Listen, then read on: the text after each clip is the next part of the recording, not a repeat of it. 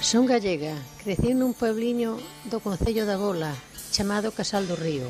Son campesina, aos 7 anos fun á escuela, a 2 kilómetros.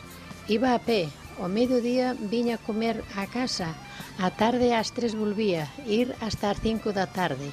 Se era brao, ao vir iba cas vacas ao campo. Aos 14 anos salín da escuela, seguín con meus pais na labranza. Cando fun moza, iba ás festas lexos, a 6 kilómetros andando, e viñamos os mozos e as mozas. Entonces non había coche, nas casas non había luz, alumbrábase con un candil de gas, máis bendito de petrol. Bueno, caseime, seguín no campo, axudando os meus pais.